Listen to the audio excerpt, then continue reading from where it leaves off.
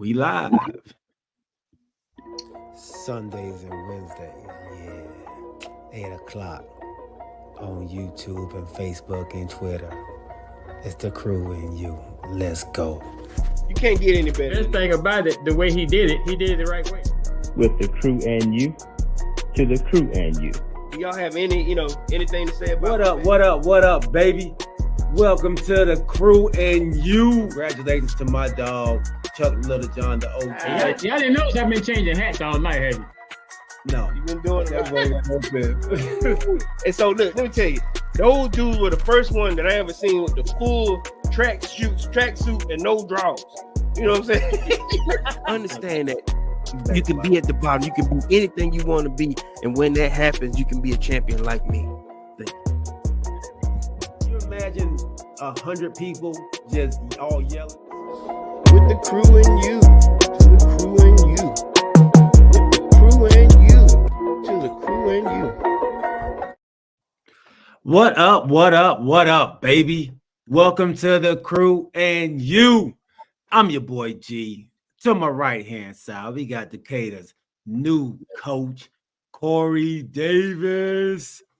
And we're going to be without the OG, man, for a couple episodes, man. I want each and every one of you all out there to send your prayers out to the whole Little John family. They lost the matriarch of their family, man, their mother, yesterday. So condolences and prayers go out to the whole Little John family, man. We have you all deep in our hearts, deep in our prayers, deep in our thoughts, man. We're here for you. If you need anything, just send good vibration, good thoughts, and good prayers out to the whole family, everybody out there, man. So I want to start the show off with that right now. A little somber because of it, but we know that she's in a better place, but it's a tough situation for the family, man, to go through. So Corey, man, how you doing, bro? Same as always, same like you were saying. My heart is heavy right now for my man. I'm just hoping that they stay in Christ, stay in love with their family, and like I said, we're gonna hold it down for them. Absolutely, man. Absolutely. So everybody out there, man, on Facebook, YouTube, Twitch, and Twitter, thank y'all for rocking with us. Remember, when you come to the channel, man, bring a friend, tell a friend, and when you come, don't come by yourself. Kanisha Davis, welcome on, sis. Welcome on. Before, I guess we go ahead and jump right on in with our wonderful sponsor, Mr. Alvin Jameson. Are you in the market for a new home or looking to refinance your conventional, FHA, or VA loan? The crew and you have the perfect guy for you, the mortgage guy, Alvin Jameson. That's right, Alvin Jameson at alvinjameson.com. You can also reach him as we do at 404-587-9033. Financing a home can be one of the biggest investments you can make. Go with the one the crew and you trust, Alvin Jameson. And when you reach out to him, let him know you heard it from the crew and you. The crew and you, that's right. Alvin Jameson, thank you once again, my guy.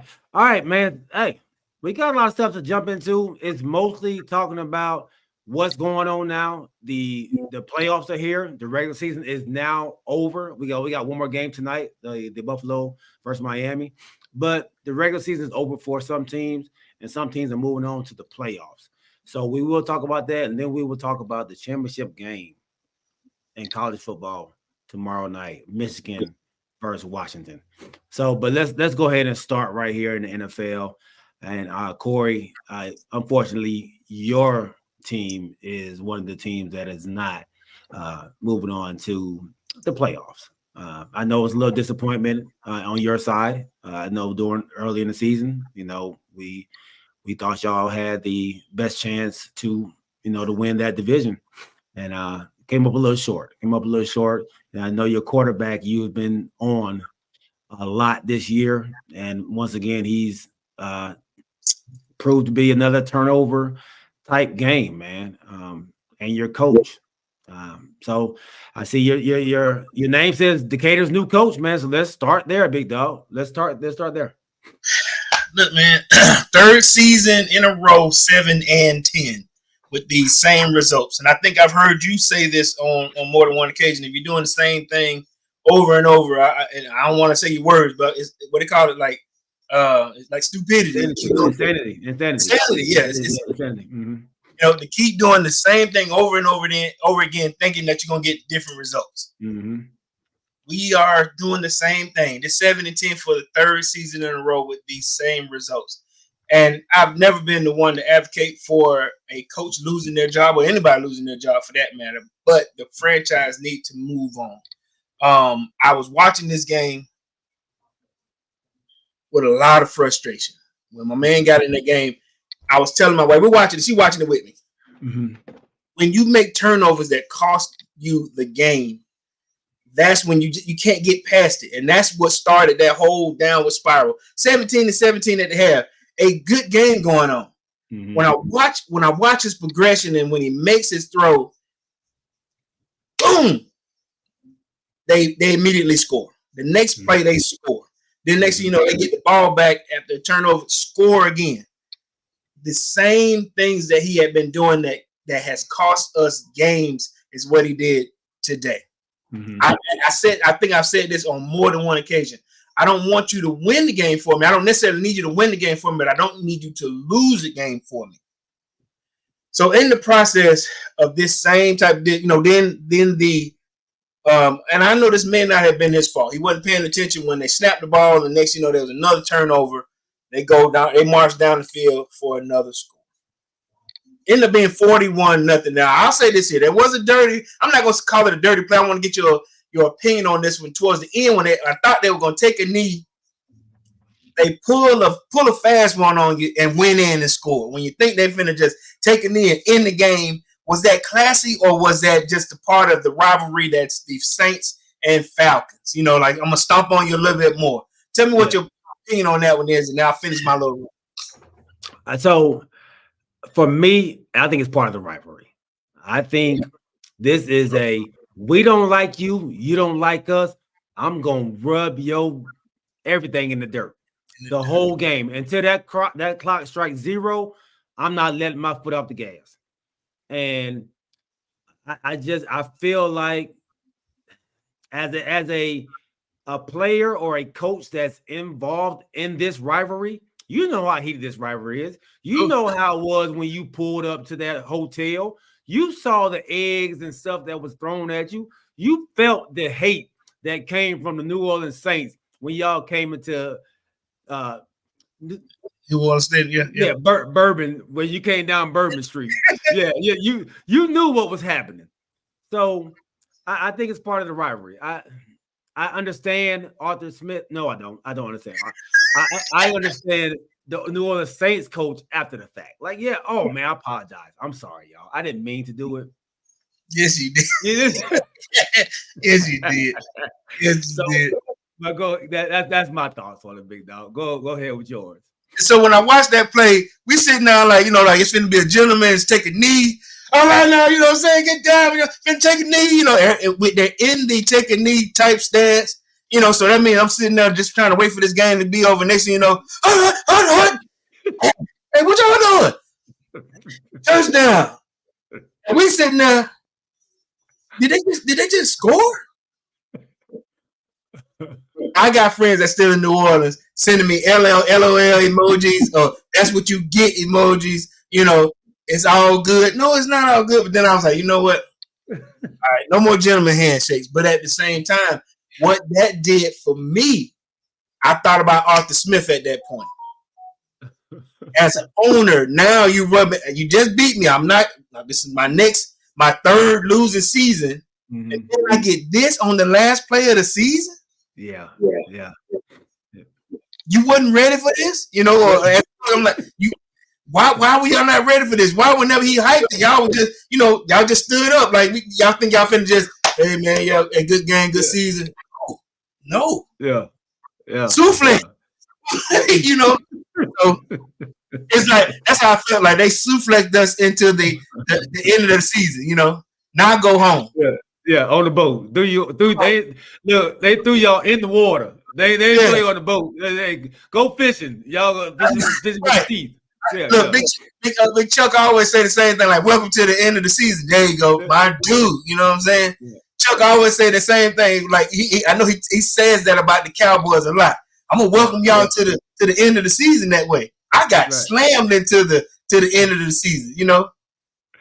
Yeah, yeah. But that's my thing. So at this point now, I want a new coach. I want a new quarterback.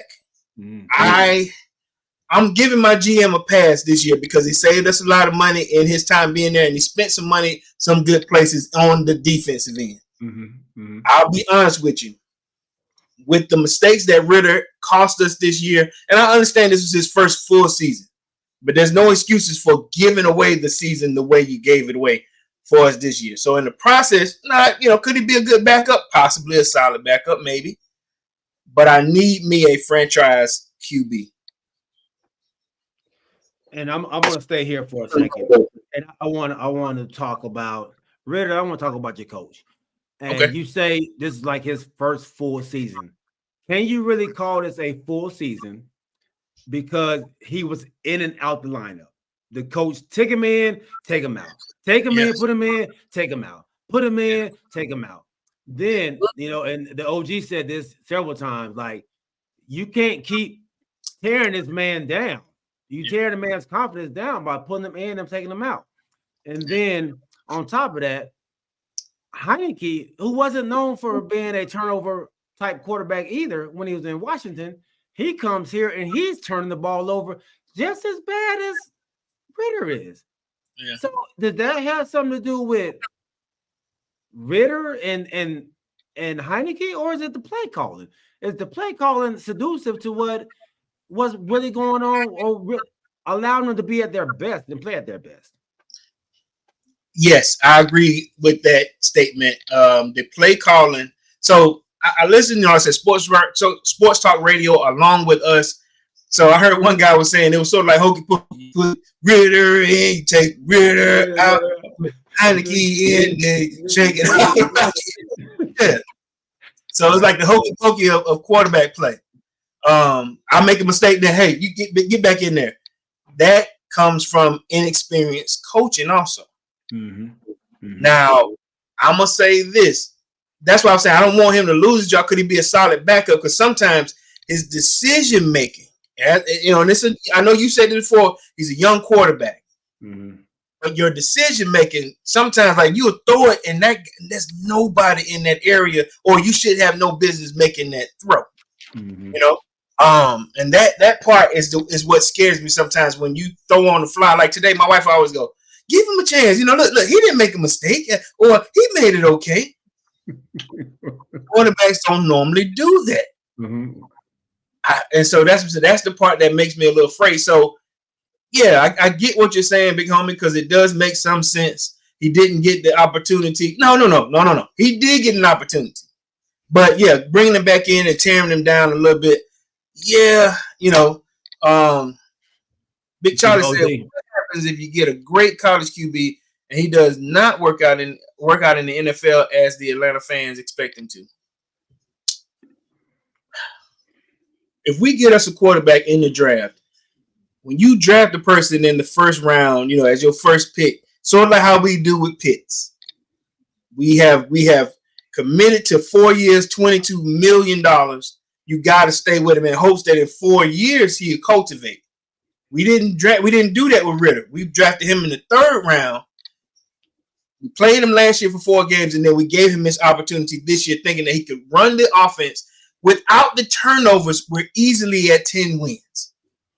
Without the turnovers, we're 7 right now. We're easily a 10-win team without those negative turnovers. And he had more than that. I'm just saying, 7, 8, 9, 10. 3 more games where if you didn't throw it in the fourth quarter, you didn't turn it over in the fourth quarter, we win the game. I think in the beginning when we were doing our predictions, I had it 10, possibly 11. We could have without these costly turnovers. So to answer your question, OG, if we draft somebody, he got 3, possibly 4 years to cultivate because we drafted him so high and we paid him $22 million. Okay. That's my so I'm like, if he doesn't, but your expectation is 4 years. That's what you get. You know what I'm saying? So I want us to draft somebody. Wardrobe has come in. They don't like what I'm wearing. They say I look terrible, so I have to change. Give me a second. All right. Sorry. Yeah. So the OG says, but all your ATL fans will wait for 4 years. Will they wait for 4 years? Well, we did it with Matt Ryan. You know, Matt Ryan ended up cultivating. Matt Ryan ended up doing well. You know, he was our last first round draft pick. Also, we had Michael Vick, did well. You know what I mean? So it's once you have if you can draft a good first rounder and keep him for a couple of years, it works itself out. You know, if the expectation of a first round draft pick, especially the quarterback, now is 4 years, $22 million. Am I right? Something like that. Yeah, I think you're right on that. Yeah, I think you're right on that. Yeah, or like a wide receiver, a playmaker, sort of like your guy. I use you a lot of times, G. I ain't gonna lie to you. I know, you know, the OG get tired of me doing that, but you had an expectation when you gave him 88, right? Absolutely. You know, playmaker. So Atlanta, you know, it's been a while since we've had a guy to turn this thing over. Now, take for example, Drake London. We drafted him last year, and honestly, he's our number one guy. Number one wideout. If you get a better quarterback that can get it to him where he is, yeah. I think if we do that, the Atlanta fans will turn around. We are a fickle fan, but OG, we'll honor that because that's what we paid for. Same way with Pitts. Pitts can be better, but he's also a 4 year guy. Now we got to pay him like a wideout. Now I can tell that we stopped throwing to him so we can lower them numbers down, but it's too late. We got to pay him. Yeah, we don't line him up in the slot too long, so we got to pay him as a wideout, and that messed some more money up. But I mean, I think our GM did a good job on freeing up money, and hopefully he'll do a better job on this pick this year. Okay, where do y'all sit right now in the draft order? We're number 8. Number 8. Okay. Yeah. That's a tough one. That's a tough one. So I guess to answer that, so with number 8, it all depends on how many teams need a QB this year that's ahead of us. That's a lot of teams out there that need a quarterback. Yeah. Yeah. Oof. Yeah. I don't know in that top 8 how many teams, but it's a lot. Yeah, so OG, we just talked about that. OG said, "What do you think about that final TD that the Saints scored?" OG, I said, I felt, hey, man, this is a rivalry game. This is a rivalry team. This is your most hated team. Y'all, they look at the schedule and they say, I don't care what game we win. We got to win this game right here. And that's versus the Saints, and the opposite for the Saints versus the Falcons. We have to win that game. So there is no gentleman's deal and your handshake. And no, this is a fight to the death. You know, when that last man don't get up, that's when it's over. So I felt like they dropped Arthur Smith and them dropped the ball. They felt like, hey, yeah, y'all beat us enough. We're good. Thank you. And yeah. So I don't know where he got that from. My thoughts, OG, was at first I was like, do y'all believe this? These old dirty, but like I said, I don't see it. I can't be mad, you know what I mean? Because it's the rival. At first I was kind of in my feelings, you know, but then I started getting the text messages from my fellas in New Orleans. You know, I was there for 10 years. That's why it happened the way it is, you know. Mm-hmm. So I'm actually all right. That part didn't bother me. And there were some Falcon fans that I know traveled to New Orleans for this game. So I can imagine the type of heckling that was going on throughout that game. And so they wanted nothing more than to rub it in the Falcon fans' face who travel every year. Let me say this too. They travel every year to New Orleans. So yeah, no, I don't have a problem with it. So listen, my bad on my new update. So after these last games, we're now the number 9th in order in the picking order. So let me throw you the first 7 if you don't mind, G, and you tell me if they need a quarterback or not. Okay. You know Chicago's situation. Mm-hmm. Do you think they're going to give up theirs or? The way it sounds like they're willing to get rid of. I don't get it. 'Cause I've seen progression in Justin Fields. I mean, they've worked so hard to get him to this point now, and now to start over. I don't understand it. But let's just throw quarterback in there for Chicago. Okay. All right. Number 2, the Washington Commanders. Are they in need of a quarterback or not? Yes. They need a throw them quarterback. in there. I Okay. throw them in there too. All right. Only because they're getting a new coaching staff, whole new coaching staff, who did not pick Sam Howell. Also, not only did they not pick Sam Howell, the ownership didn't pick Sam Howell either. So there's a possibility that they can be in the runnings for a new quarterback too at number 2. All right. Number 3, New England. Yes, absolutely. There is no belief in what they have over there as a quarterback. If you look at their season, the reason that they are 3 wins is because of the quarterback play. Their quarterback play has been horrendous in New England. All right.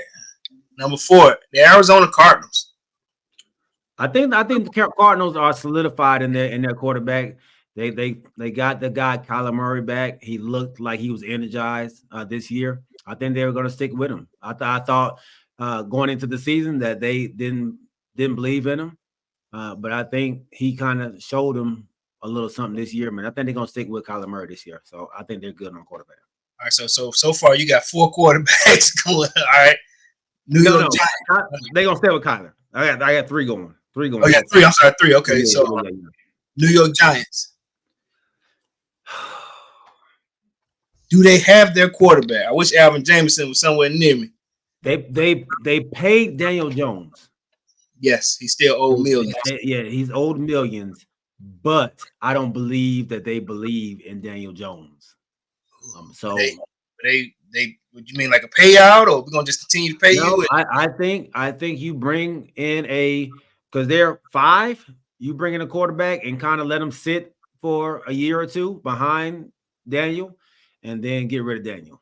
So you know you're not on the Danny DeVito.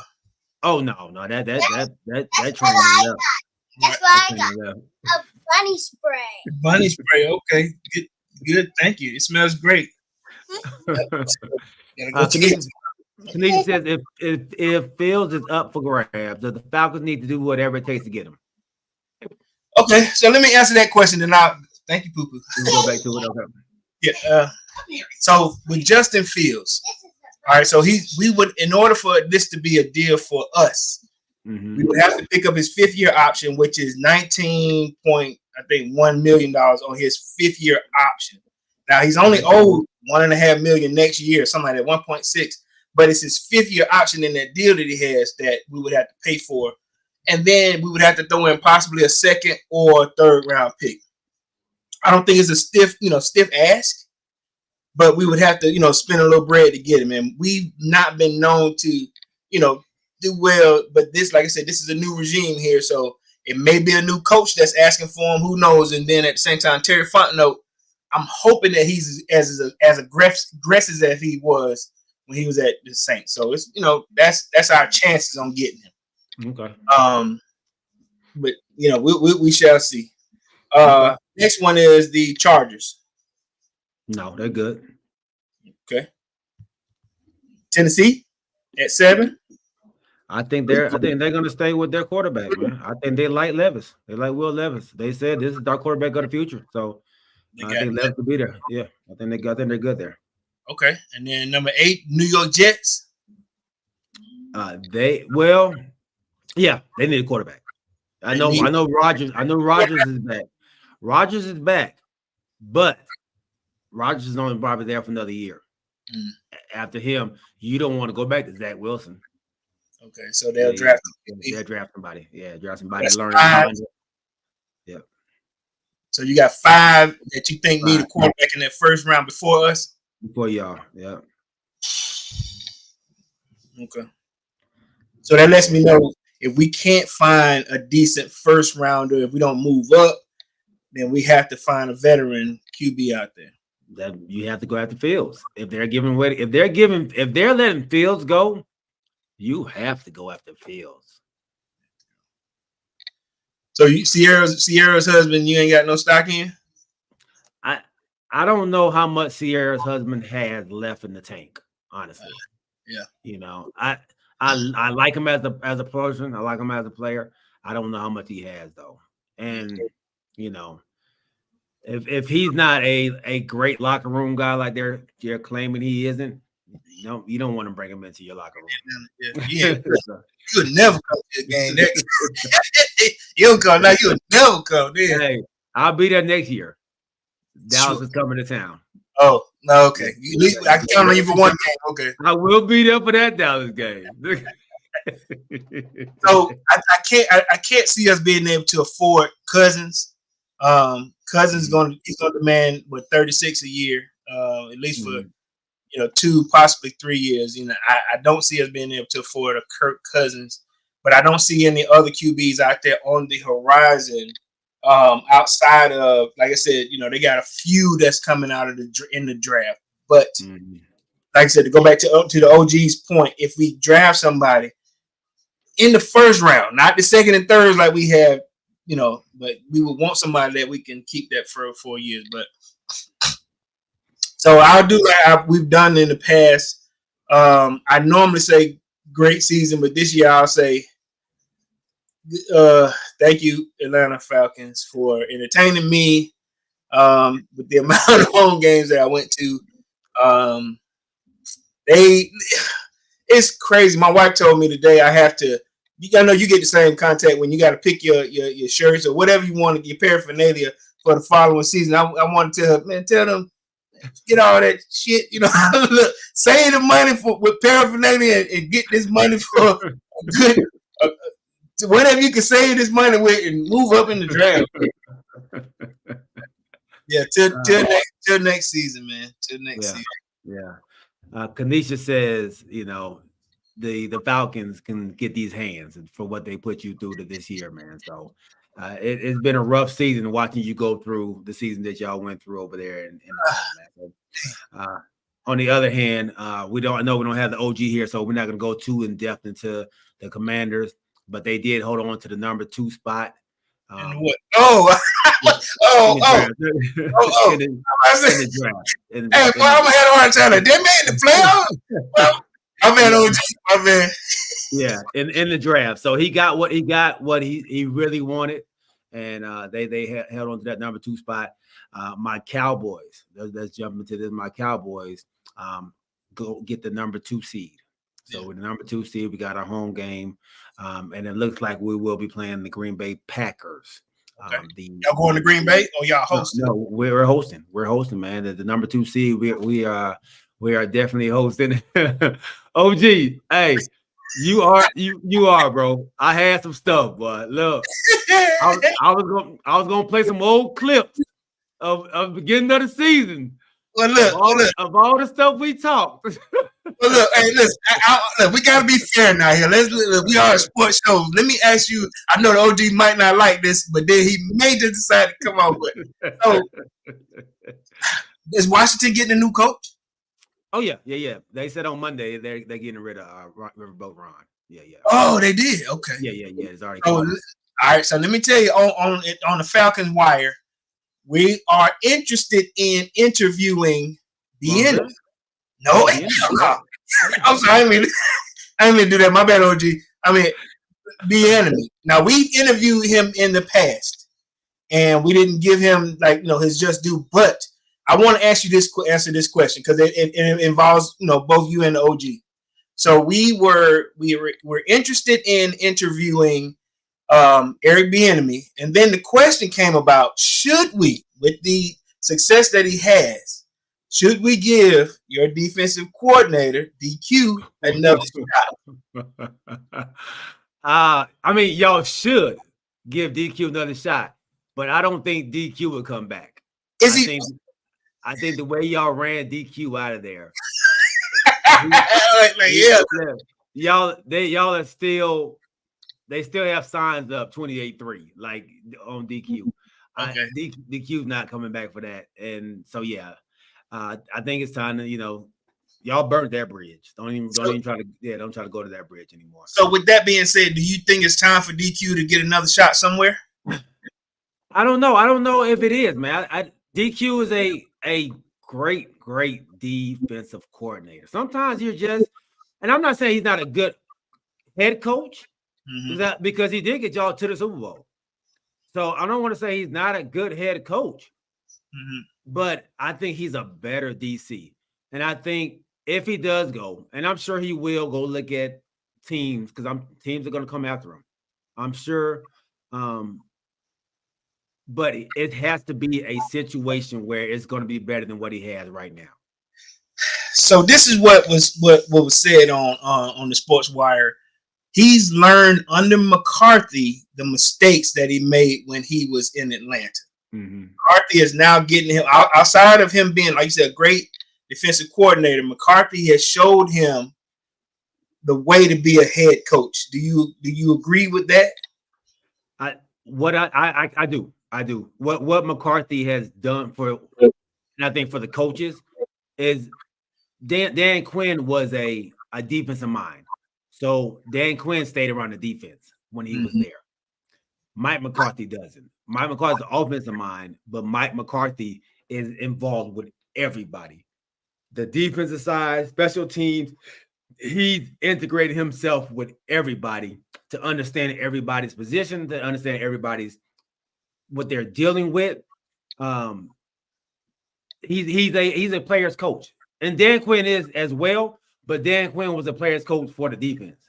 I don't know how many conversations the offense really had with Dan Quinn. You know what I mean? So I think he's probably learned that from him. And then I think he learned a lot about how to use your players, how to give them time off, how to give them days off when making them up the priority. That I think Mike McCarthy is really, really good at doing that, man, and understanding that it's more than just football. It's more than life than just football. And so outside of what goes on the football field, he's allowed them to be themselves off the football field as well. And I think he probably learned that too a lot from him. So you prepared to lose, DQ? I'm prepared to see him go out there and interview some more places. I do not want to lose DQ, but like I've told y'all before, we have people in the wing waiting to be what do you mean? Who? People that he's brought up. So Joe Witt is another guy that's been with DQ for a long time. He can come in and run the same defense that DQ runs. And then we have Al Harris as well, our defensive backs coach. He may be the one actually that we need to be looking at for an opportunity, because I think he's done an outstanding job with our DBs, and he's very well loved, and not just on our team but around the league, across the league. A guy who's been in the league, he knows that he understands the league as well as a player, and he does a great job as a coach as well. So I can see him possibly moving out. I hope not, though. I hope they all stay. Especially for what we've built right here. What's up, Jay? My guy JB Jovan Brooks, man. Yes, sir. Hey, number two seed. I told you, I said it early in the season. I thought we would win the NFC East. It's come to fruition. The Eagles have faltered like I thought they would. They've fallen apart. My guy Dak Prescott is having a MVP type season, like I said he would. Now we're just here to see what's going to happen. CeeDee Lamb leads the league in receptions, second in the league in yards, behind Tyreek Hill. It's been the type of season that I think I predicted early in the season, man. We're 12-5. I predicted us to be 12-5. So did you predict 12-5? I did. Well, in the beginning, I did 13-4, and then I changed to 12-5 when we went back through. when you changed it, I don't remember you changed it. Yeah, remember we went back in the middle of the season and went through Oh. our yeah. That count. I went with 12-5. I mean, if anything, I was a game off. I was just one game off. Yeah. Yes, we will jump into that. Kanisha, she said 3 of the 4 NFC North teams made the playoffs. That they are tough. That is good, great point. Kind of like the NFC East last year. So yeah, that's great. But what I like I said, we have home games. We're undefeated at home this year. We've played like a different team this year at home. But what I did like in this game was the running game kind of got going in this game. And I'm not sure if it was just the running game getting going or the Commanders really just saying, hey, man, I'm going to Cabo after this game. So I'm putting my hands out. I'm really not trying to give my full effort. But I like the direction that my team is going. I like the mentality of my team. I like the fact that they are playing with a mean streak. They're playing with that attitude I think that you need to play with in the playoffs. And is there a team that you don't want to see?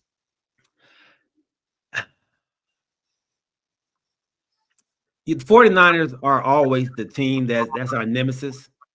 That's probably I want to see them, but I want to see them in the NFC Championship. Okay. Yeah, I want to see them, but I want to see them in the NFC Championship. So my wife just brought up a great question. We will jump into that. Yeah, we're definitely gonna jump into that. That's a great question. That's a great question. But I have to ride this little horse that I'm on right now with the Cowboys. Right. Yeah, y'all trying to get me off of it. I understand what y'all trying to do. Okay, good. Allow me to sit back. So the abuse that my quarterback had to take all last year, the abuse that my team had to take all last year and this year. Wait. You call it criticism, abuse, or what? Why are you calling it abuse? Because this same abuse or criticism is only focused on one player. It's not focused on anybody else. But this is not new. You've said this, and I've agreed with you on this. Yeah. No, I'm not saying you didn't. So, but all I'm saying is, I have to now say my quarterback is doing this right now. So you're speaking to the naysayers. I'm speaking to all the naysayers. Go ahead. When I came out and said Dak would be the MVP, I got laughed at. I got memes sent to me. I got clowned. I got told I was delusional. The normal delusional Cowboys fan is what they told me. I'm always making up stuff. There's no way Dak can be MVP. Dak is not good enough. But Dak has come out. Are you speaking a little early? Because the decision had been made. It hasn't been made. But there is 2 people out there, right? That's in position for the MVP. Right. Lamar Jackson and Dak Prescott. Whether you believe it is Dak, whether you believe it is Lamar, Dak Prescott is in that conversation. Meaning he has had a MVP type year, which from the naysayers said it couldn't happen. It's impossible. He's a turnover machine. He leads the league in interceptions. But can't nobody tell me right now who leads the league in interceptions right now? Who leads the league in interceptions? I know. Nobody knows. Nobody cares. Nobody cares because it's not a big deal. Because it's not Dak Prescott. It's not a big deal anymore. It might have been Ritter. Who leads the league in touchdowns? It's your guy leads the league? He does. Yeah, he does. He went from leading the league in interceptions to leading the league in touchdowns. It's never happened. It's never happened. Never happened before. First time. So oh, go ahead. My bad. He just says the Super Bowl win, the only way the Cowboys to quiet the criticism. Or do you think you have already proven everyone wrong? I've proven everyone wrong already. The criticism is going to come either anyway. But what Dak has done already has proven the naysayers, the critics, the haters, it's proven them all wrong. Because everything they said he was is not.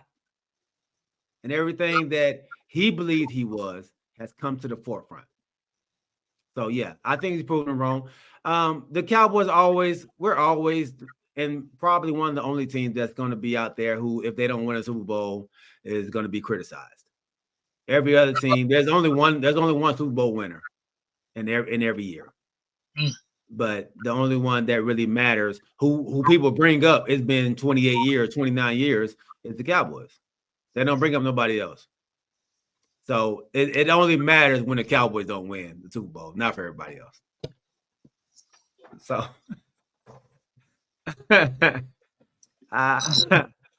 hey, the kid from Houston, Pop, is having a great year. Houston, Stroud is definitely, rookie of the year, offensive rookie of the year.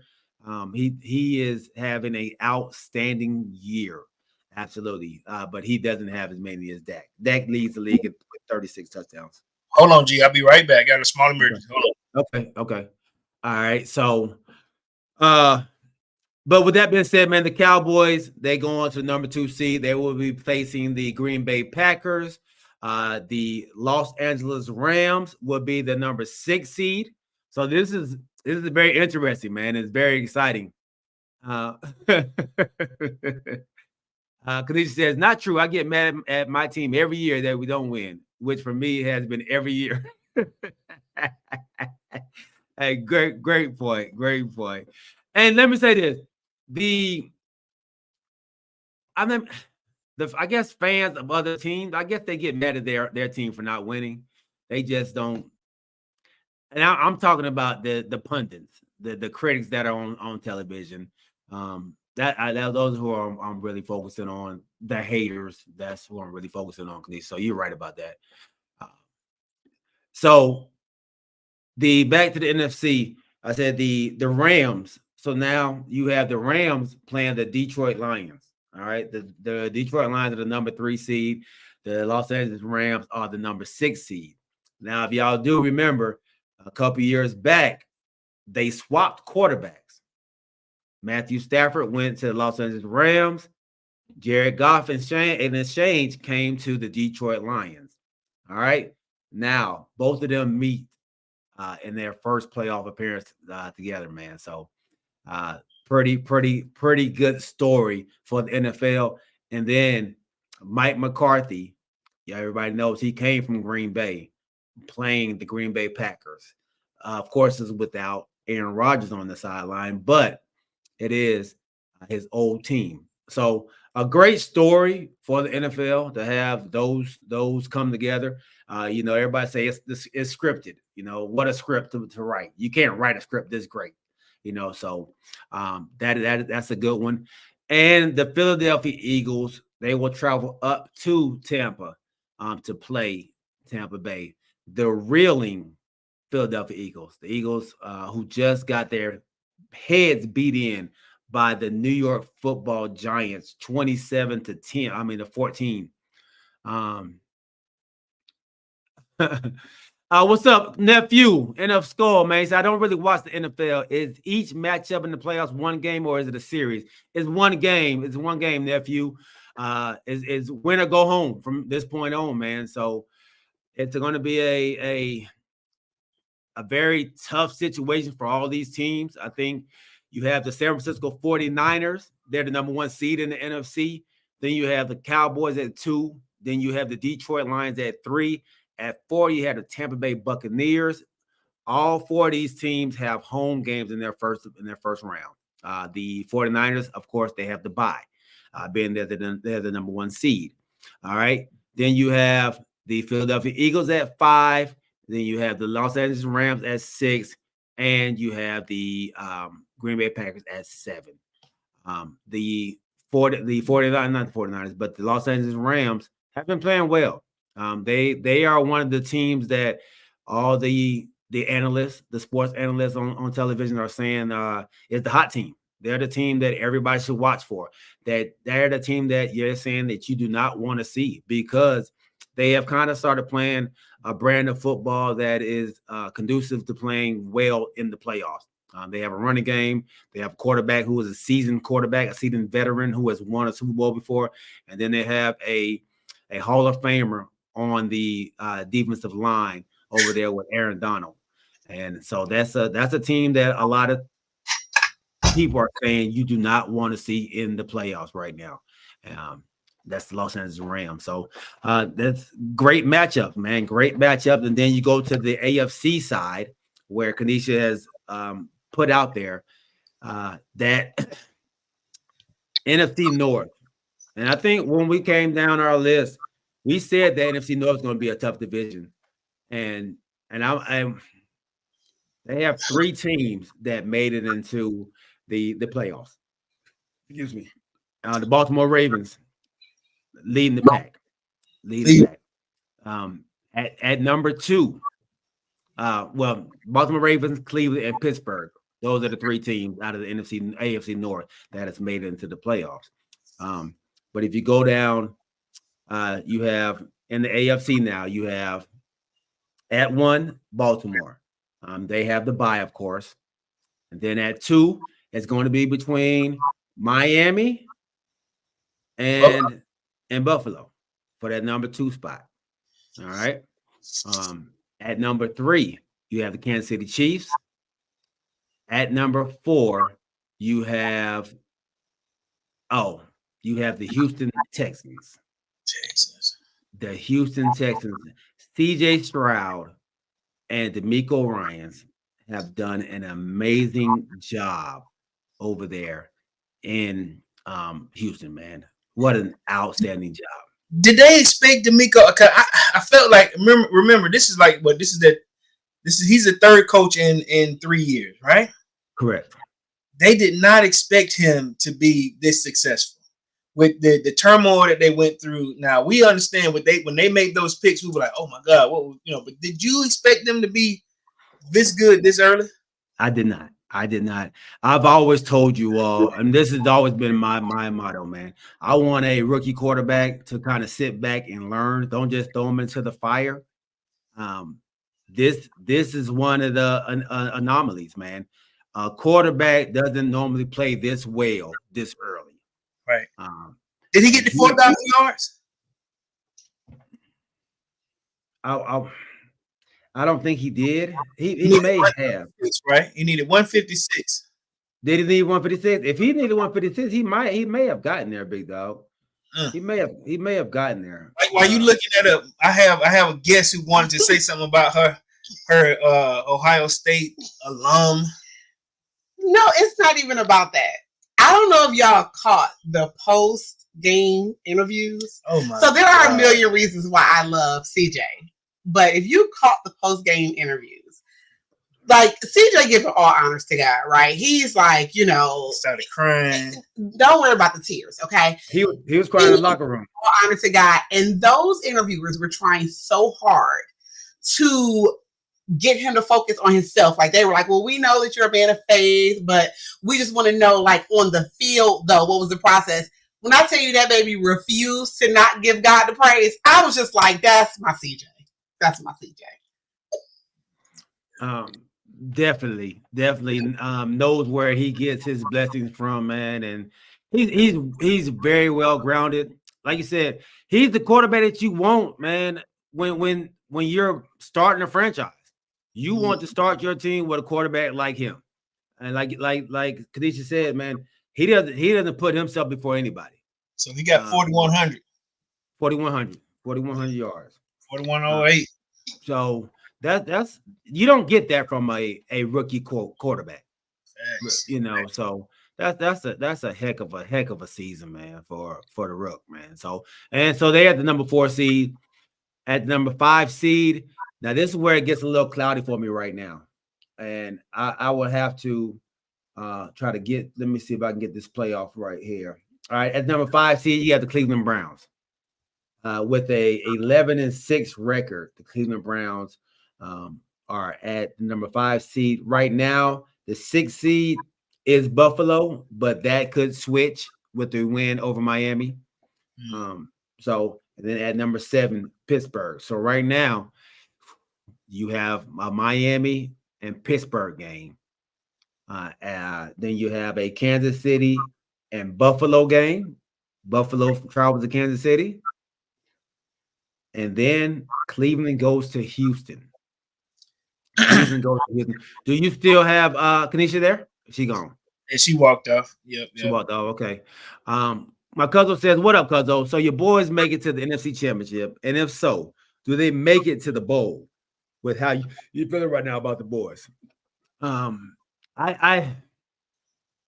my plan. That's my goal. My goal is to make it to the NFC Championship game, and I think if we make it to the NFC Championship game, I believe we do have a great opportunity to make it to the bowl game. No matter who we play. I know the 49ers, but at that point, I think we'll be playing well enough. I think the 49ers gave us what we needed when we played them early in the season in week 5, that beat down that they gave us. We had to change up our offense. We had to change up our mentality and how we played, man. And I think it's helped us out over the long run. So yeah, I do, big dog. I do. Welcome on, Cuzzo. Welcome on. So let me go back to one of the questions that was posted by my wife. So this, you just said Pittsburgh is now at is it they're 7? Number 7. So we gave some small criticism to Tomlin, a few weeks ago. But he has, as always, put Pittsburgh back into a playoff scenario, win another winning season. I think they said this is year 18 in a row of winning seasons. For a quick second, when I was at the barbershop, I had Tyreek, who is a avid Pittsburgh fan, looking for his head, wanting a new coach. I think you may have said something, not saying slightly that, but you change your look towards the Pittsburgh Steelers. How are you looking at them now? Has he saved his position? Has he done what he's always done? What's your position on the coaching staff at Pittsburgh? And for me, I think I was saying what the Steelers fans was telling me, that they were getting tired of the old. We're gonna be better. They got tired of the coaches speak. For me, I think I thought it would have been dumb to get rid of. I think Mike Tomlin, like you said, he hasn't had a losing season. Yeah, and he'll be working the next week. They let him go. They let him go, man. So yeah, I don't really. Do I think he saved his job? If they were really thinking about getting rid of him, yeah, I think he did. I think he did. Okay. And it's been masterful by him with the quarterback situation that he has over there is almost as bad as the quarterback situation in New England. Or here, yeah. Yeah, we're not going back there. I know, right? But it is. He did a better job of winning, Yeah, he did. But that's the difference in coaching too. That's the difference. That's what you all are missing over there in Atlanta. That's what keeps your job. That's what keeps your job. Yep. So, and that's what maybe getting rid of the coach in New England, because he had the same situation that Pittsburgh has, and his team is 3-14. They only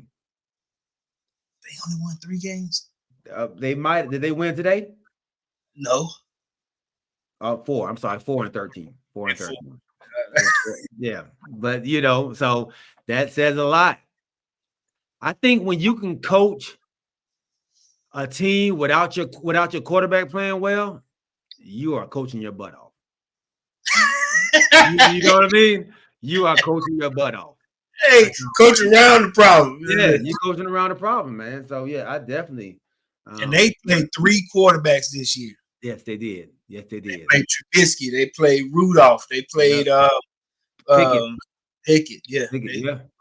come here, Utah. We're gonna work around Rudolph. We think he's earned his chance to play. You know, he is a solid backup. They don't understand he's a backup quarterback. I was like, golly. Yeah. So yeah, man, that's it comes down to it. This is I think honestly, I think we actually had these teams in the playoffs when we look back at it. I have to go back and find our list, but I don't think we're too far off on the teams in this playoffs run right now. I don't think we're too far off. Okay. I think we had all these teams in there. If we go back through it and look, because I don't think we had the Raiders. I don't think we had we might have had the Chargers in there. We may have had the Chargers. And no, we didn't have Denver. So, you know, I can't wait, you know, for next week to start. What do you think about these Monday night playoff games that they're having, Corey? You know what's crazy? As much as I love Monday Night Football, I don't have a problem with it. And let me tell you, I know that when the writers' strike was happening, they gave the NFL the autonomy to say, look, let's try some things this year. Let's try some new stuff. Let's play some 2 games on Thursday. Let's play some early Saturday games. They were doing their own thing without the valid writers, and they had already put this into fruition when the strike was on. So there was nothing that the Writers Guild could do about it. Because it's guys like us that want to see football, you know, we'll watch football. Like I said, you're giving it to us on Monday, Thursday, Saturday, and Sunday, and we still complain. You know, we still want more, but I don't have a problem with it. I'll be honest with you. Monday Night Football is one of the most televised games of that week. So as much as we got it set Sunday, we still watch it on Monday. So I don't have a problem with it. And I like to watch it, but I hate it for the players. I think it's a disadvantage for the players because you got to come back and then play again on that Sunday. I don't like that part of this is playoff. This is a 1 game elimination, man. Win or go home. And to put any, It's just for the wild card, though, right? Just for the wild card, but then you play again on Sunday. You win, if you win, you play on Sunday. Yeah. You know, and if you're a number 5 team or number 6 team, you got 1 less day to prepare. You got 1 less day to prepare. 1 less day to prepare, man. You was on the road. Is that set up like that though? That it's horrible. it's set up to be horrible. I think it's horrible. But it's set up for, like, say for example, OG said it. So if we would have won, got in as a wild card, we would have been that team to go and play somebody fresh off 7 days, and we didn't have enough days. We would play, like I said, with 1 less day, but it's like it's set up for the little guy, you know, that one that's scrapping in there. If you scrappy, let's see you do it, you know. Yeah, I think the playoffs is about trying to get your team to play at its best. Okay. And if you're rushing them back because they don't have that extra day, then that team is not playing at their best, which is, I think, is unfair. Yeah. And then OG just said something that makes sense. And then one of those days they may have to travel. Yeah. No, you will. You will. If you're the lower seed, you're going to have to travel. Yeah. You got to travel. You got to travel too. Wow. Yeah. So I don't like it, man. And then the 49ers, they are on the West Coast. You got to travel. You got to travel there. Now, maybe you get the Rams, who don't really have to, you know, they got to travel back home, but, you know, you get to stay in state. Yeah. So maybe that's the only good thing. That's only good, you know, if that team gets to do it. Yeah. But yeah, it'll suck for somebody else, man. And I hate they doing that. Man, I ain't thinking about it like that. Yeah, I hate that they're doing that, man. So, but congratulations to all of the teams that have made it to the playoffs. All the ones that are on vacation. Hey, man, go ahead and start preparing for the draft. You know, I guess it'll be time for us to start preparing for the draft pretty soon too. You know, Corey. Start looking at draft picks, man. Who our teams should get. Yeah. So speaking of draft, teams that are possibly going into the draft, man, we got a game coming on tomorrow. A championship game, college football. Sure. Michigan versus Washington. A team that is known for their defense versus a team who was known for their offense. A team who's never been there. Two teams haven't. Well, I know Michigan hasn't been there in a while, but I don't know if Washington has ever been there for the first time, man. So, give me your thoughts on this game and how do you see the game turning out? All right, I'm kind of on.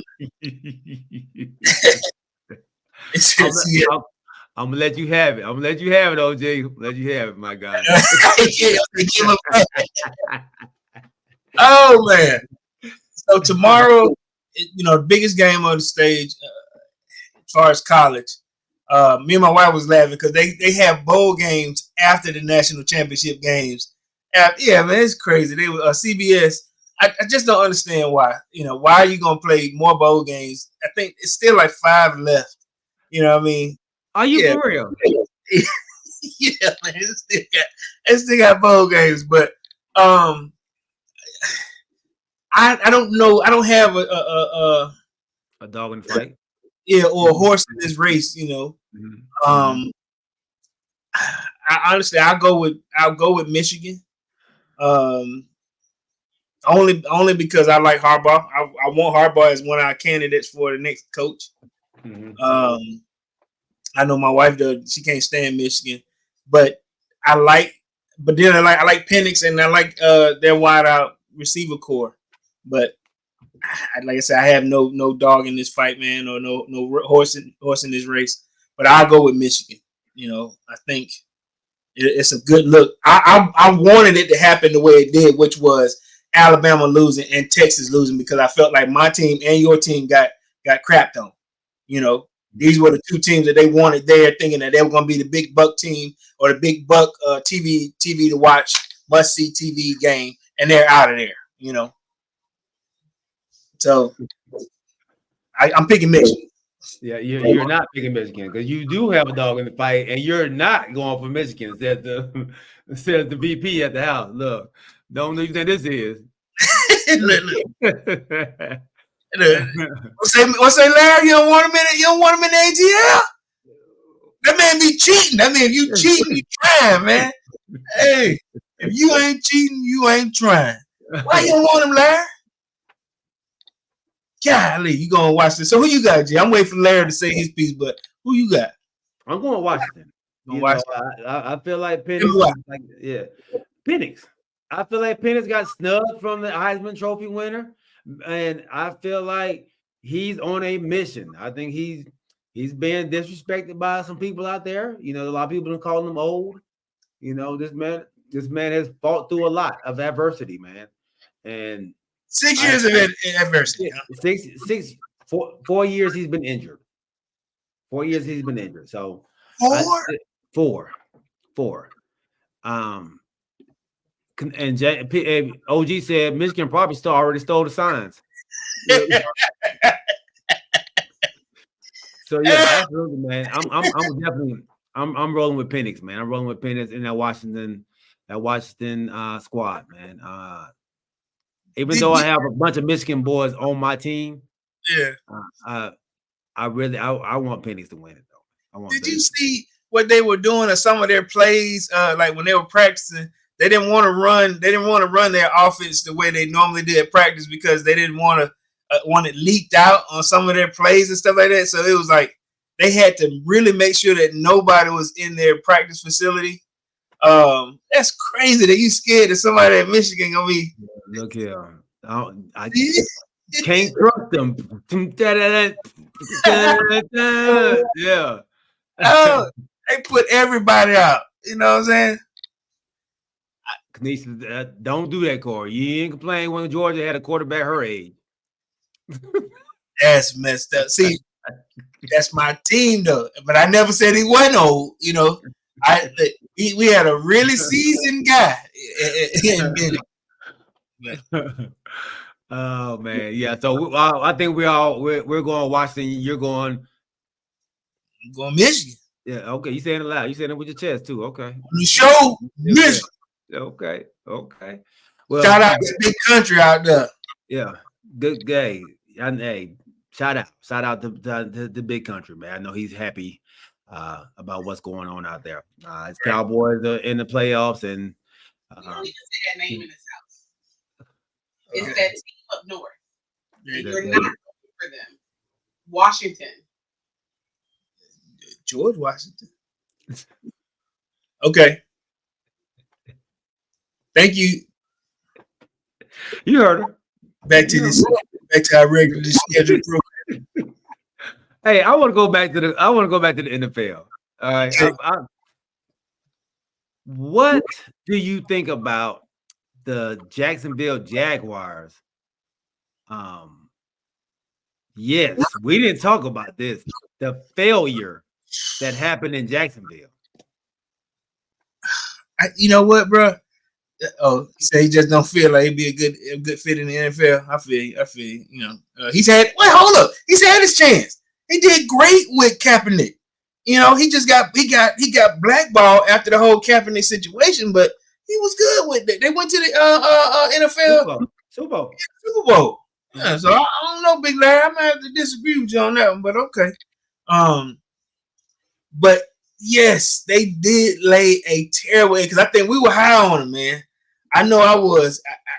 I don't know what happened, man. I don't. For them to get eliminated from the playoff contention after they did, the quarterback play was decent. Running back play, I don't know when it turned and when we didn't catch it. It came out of nowhere. It felt like we felt like they had the division in hand, knocked down. It was actually about the same as the Eagles collapse, but the Eagles just had a bigger cushion than what the Jaguars had. At collapse room, The amount of talent that they have over there in Jacksonville, I have no words. I need a Jacksonville Jaguar fan on. I wish my cousins was on here so they can, because I know they have more in-depth knowledge of what's going on, what happened. Hey, Big Larry, I thought your dad was well, he's an Atlanta guy. You know, okay. He's not really a Jaguars fan. I wish my uncle was on, man, so they can tell me, or my cousin was on to tell me what's going on. They real Jaguar fans? Yeah, they real like season tickets. You know, they got season tickets to the game, man. So they go to every game. So I want to know what they are saying and what are they hearing inside Duval County. Trevor Lawrence, man. They were saying that Trevor Lawrence shoulder was not 100% today. It looked like it too. It looked like it, man. He was overthrowing. It just didn't look, but he was running the ball though. And he was, you know, taking hits, but he just didn't look like. And I don't know if he's this great passer like everybody makes him out to be. Not bad though. You would he's love. Not, no, yeah, he's not a bad. He's not bad. I'm not gonna say he's bad, but is he overhyped? As a quarterback, no, because he does his job. He does his job. You know, like I said, he doesn't lose the game for you. In my, you know, when I ask for what I want from a quarterback, we've never said, man, Trevor Lawrence, he was terrible today. We hadn't done that this season. Now, he had some games where he was off, sure, but we've never said Trevor Lawrence is terrible, or we had a segment from this whole season where we were just talking about him as a negative signal caller or passer. You know what I mean? Why haven't we though? It's because we don't watch him, or we just don't care about Jacksonville. Because remember in the game last year, he had 4 interceptions in that game against the Chargers. Sure. But the Chargers had a collapse, and we kind of brushed over the interceptions that Lawrence through. So I'm putting Lawrence in the same boat as Herbert. They're good quarterbacks on at this point. You know, it's a bad team they were on. You know, or something happened as a team. Am I going dog like as terrible as I think you were early on with the Chargers, right? Mm-hmm. And next thing you know, it was just after a while they just started to collapse. I remember you when we were doing our picks. I'm going with the Chargers. Going with the Chargers. You went down with the ship with the Chargers this year, Mm-hmm. and not one time with that collapse did we blame Justin Herbert. You know what I mean? I think Justin Herbert got a lot of. I've always been this. Why do we give them so much praise? Justin Herbert. Why do we get like they always put him above Dak Prescott? And I've always been like, why? No, they don't. No, they don't. When the top 10 quarterbacks came out, Dak wasn't even in the top 10. They had Herbert and Lawrence in there. At the beginning of the year? Yeah, beginning of the year. Yeah, okay, so that goes back to when we were talking about as a whole, he was being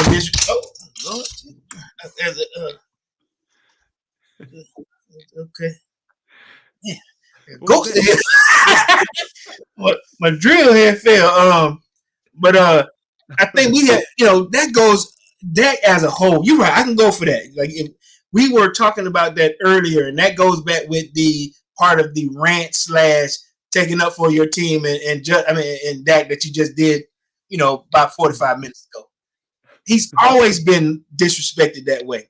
Uh-huh. Now, did we make him Justin a better quarterback than Dak? I'm not sure that we made him a better QB. I just think the precipice that Dak is sitting on the Dallas Cowboys made us not respect him enough. You know what I'm saying? He took more criticism than respect. Mm-hmm. Now, to answer your question, I don't know why he was ranked higher. I don't know why.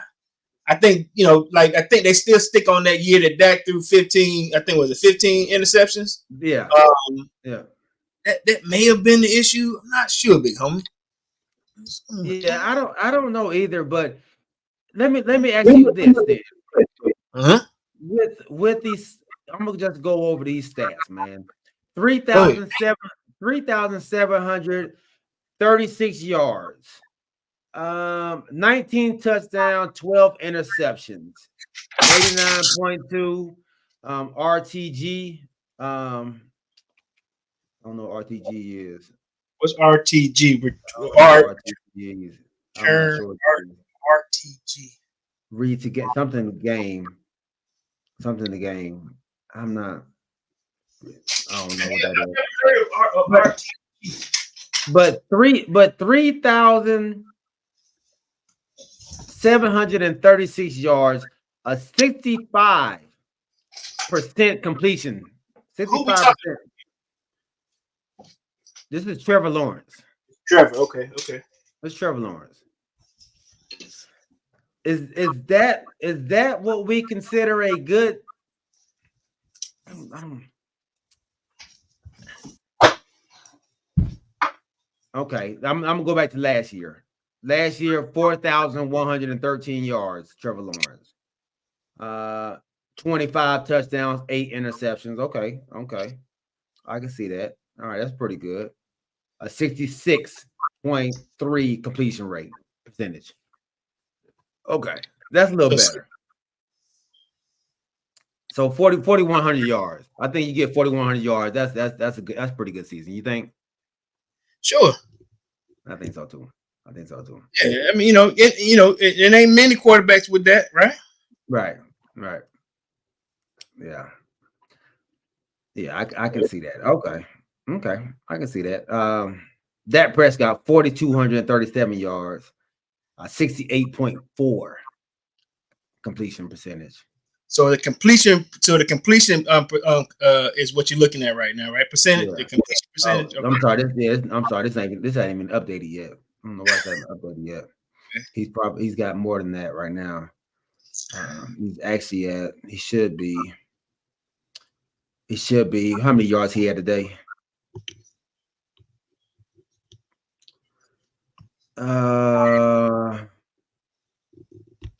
Dak had 260 yards, I think it was 279. So he 279. So he's at 36 touchdowns and 9 interceptions today. Now And that's Trevor. that's not a Dak Prescott. 36 Dak. and 9. Yeah. What's it? 40, What's his 40, completion rate? 68. Okay. Yeah, 68.4. Might have gone up now. He might be at 69 or close 68.9 or something. Close to 4,500 yards. I think he had 4,500 yards. Okay. So Now go back to Justin Herbert. What'd you say? Where was his? Justin Herbert. Let's go, Justin Herbert. It won't be that great this year because he was injured. Games, yeah. Yeah. He didn't play the last couple games. So what I'll do, I'll go back to last year, where they expected him to have this great year. So man, he's at 3,100 right now this year.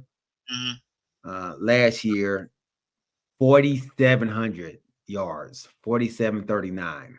Ain't bad, brother. That's really good. That's really good. 68.2 completion. So what we notice is a good QB is going to be between that 65 and 68, right? To get some good respect. You got you actually I would say 60, 65 to 66.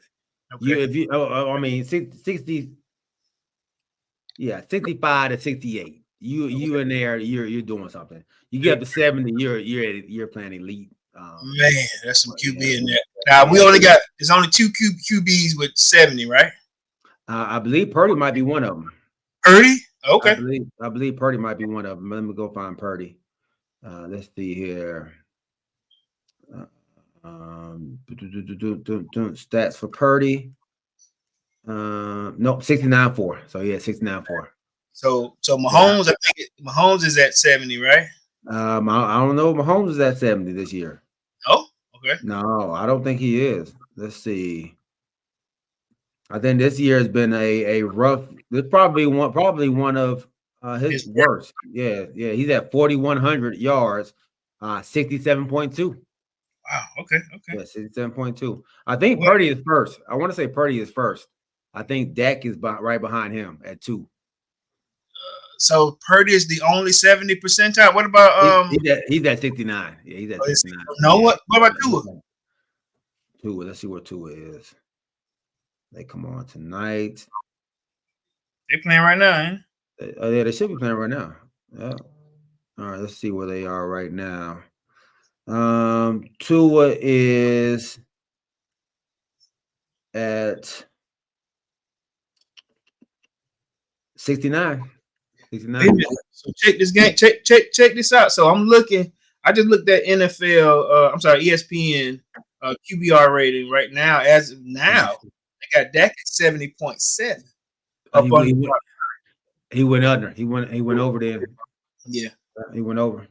So right now it got Brock Purdy at 72.6, Dak at 70.7, Josh Allen at 68.9, Lamar at 65.2, and they rounded it. They're giving your boy Justin Herbert the 64.3 with the games that he played, and then right up under him Matthew Stafford, Cousins, Mahomes, Hurts, and then Jordan Love after his game today with 61.1.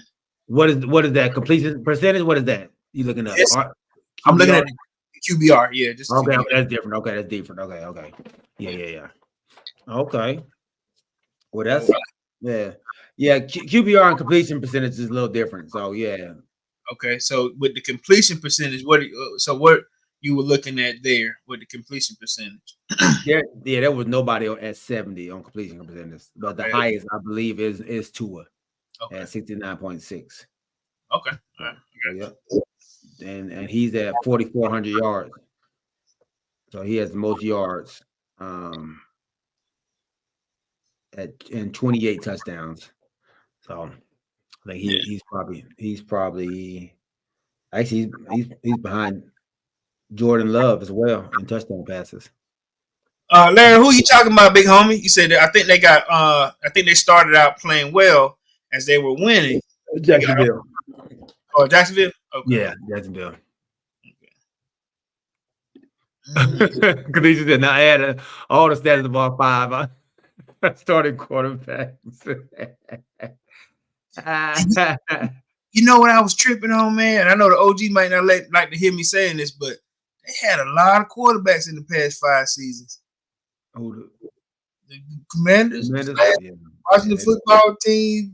They done ran through them, dog. They done ran through them. OG, I know you don't want me to hear me say this, but golly, y'all had some QBs. Y'all done came through and gone and Yeah. some stuff, you know. Okay, Kanisha, I'm gonna appease you right now, sis.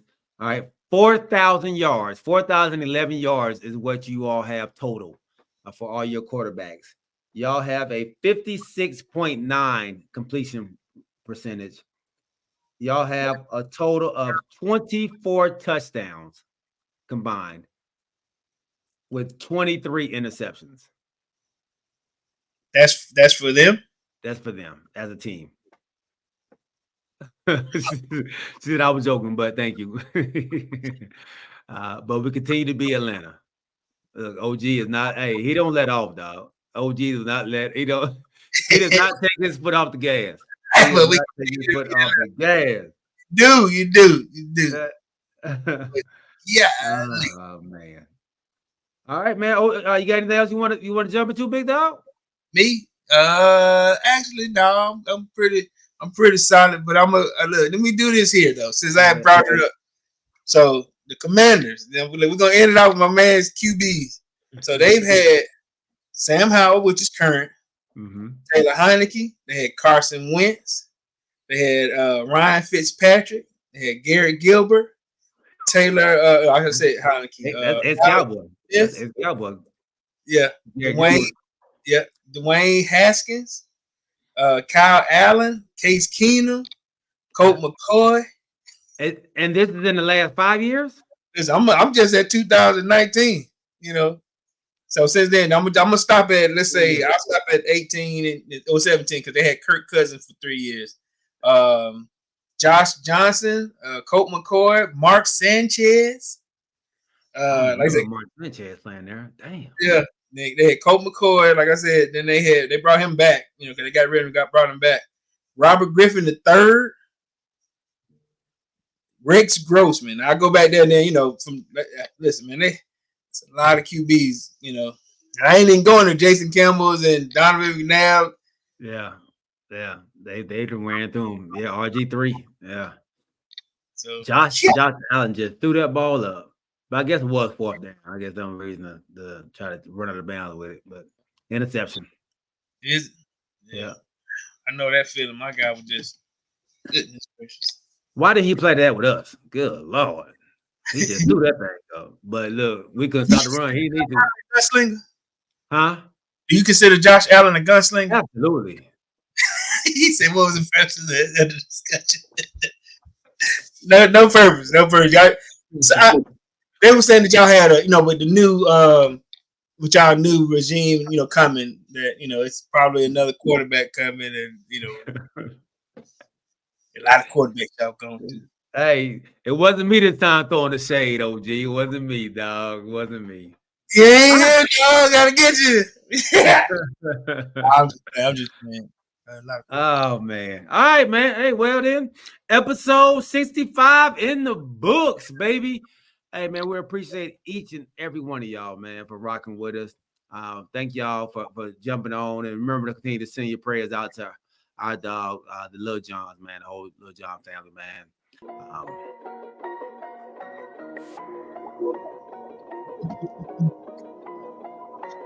I get into some NFL afterwards. Man, I'm sorry, NBA. Yeah, jumping in the NBA.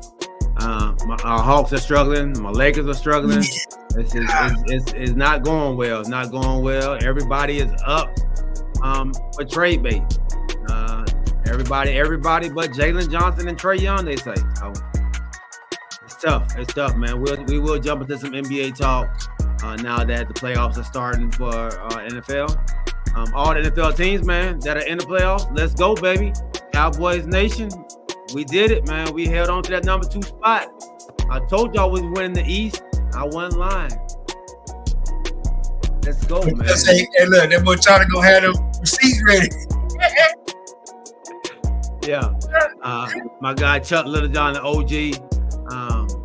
Larry Wright, Kanisha Davis. My guy Jovan Brooks. My cuz. Big Phil Harris. My nephew NF Skull. Jovan Brooks. Anybody else that's out there. My wife Crystal Wright. We love y'all, man. Remember to keep your head on swivel and keep God first. We'll see y'all on Wednesday at 8 o'clock, man. We are out. Peace.